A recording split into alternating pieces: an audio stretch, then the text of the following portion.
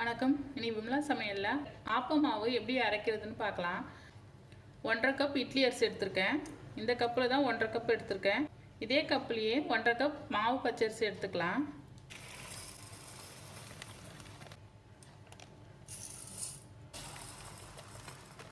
ஒன்றரை கப் மாவு பச்சரிசி, இதுலேயே 1 ஸ்பூன் வெந்தயம் சேர்த்துக்கலாம்.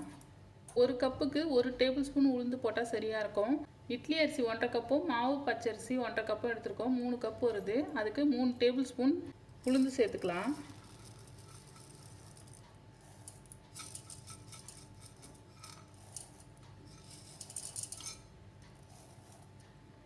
இதை நல்லா வாஷ் பண்ணிவிட்டு 3 மணி நேரம் நல்லா ஊற வச்சுக்கலாம்.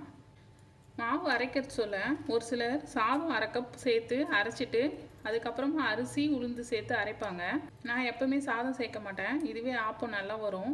நான் எப்போவுமே இதே மாதிரி தான் அரைப்பேன். அதே மெத்தடில் தான் உங்களுக்கு சொல்கிறேன். வாஷ் பண்ணிட்டேன், ஊற வச்சுக்கலாம். அரிசி முழுகிற அளவுக்கு தண்ணி போட்டுக்கங்க. இந்த தண்ணியை தான் சேர்த்து நம்ம அரைக்க போகிறோம். நான் இப்போ மொத்தமாக அரிசி 3 கப் எடுத்திருக்கேன். நீங்கள் இவ்வளோ வேணான்னா 1 கப் இட்லி அரிசி எடுத்தால் 1 கப் மாவு பச்சரிசி எடுத்துக்கங்க. 1/2 ஸ்பூன் வெந்தயம் போட்டுக்கலாம். 2 டேபிள் ஸ்பூன் உளுந்து போட்டால் சரியாக இருக்கும். இது ஒரு 3 மணி நேரம் அப்படியே ஊறட்டும். ஊறினதும் கிரைண்டரில் அரைச்சிட்டு காட்டுறேன். இப்போ பாருங்கள், ஆப்பத்துக்கு அரைச்சிட்டேன். இந்த மாதிரி நல்லா மசியாக அரைச்சி எடுத்துக்கணும். இது அப்படியே 8 மணி நேரம் புளிக்க வச்சுக்கலாம்.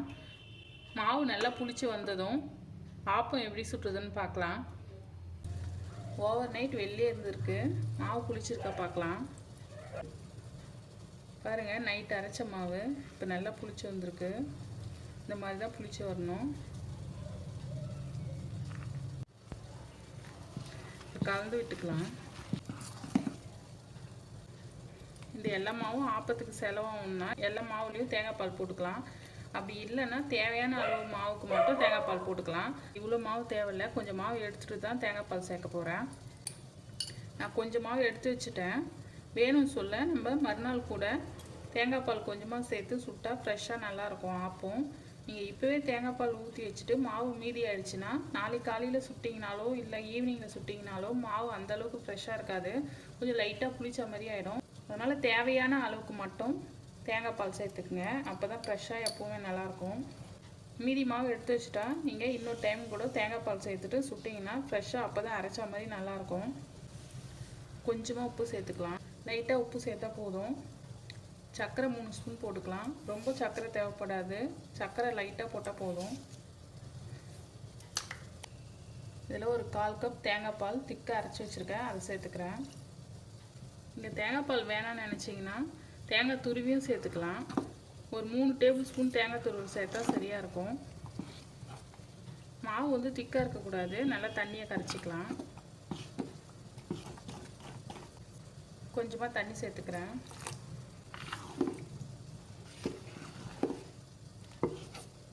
மாவு வந்து இந்த பதத்துக்கு இருக்கணும். இப்போ எப்படி ஆப்பம் சுடுறதுன்னு பார்க்கலாம். பாருங்கள், நான்ஸ்டிக் ஆப்ப கடாய் தான் வச்சுருக்கேன். இதுக்கு வந்து எண்ணெய் தேவையில்லை. கடாய் சூடானதும் மாவு ஊற்றிக்கலாம். ஒரு கரண்டி மாவு ஊற்றிக்கிறேன். நல்லா இந்த மாதிரி சுற்றி விட்டுருங்க.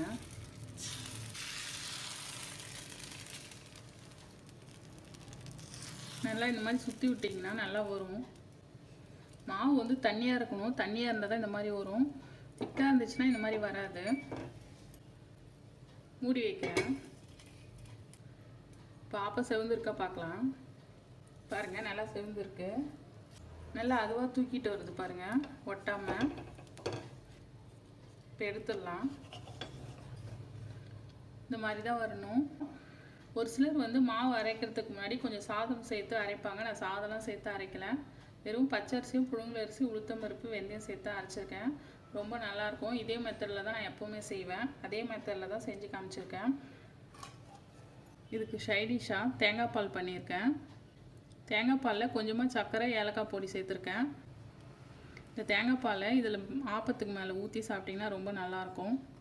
டேஸ்டியான ஆப்பம் ரெடி ஆகிடுச்சு. நீங்களும் செஞ்சு பாருங்கள். செஞ்சு பார்த்துட்டு உங்கள் கமெண்ட் சொல்லுங்கள். வேறு ஒரு ரெசிப்பியில் பார்க்கலாம்.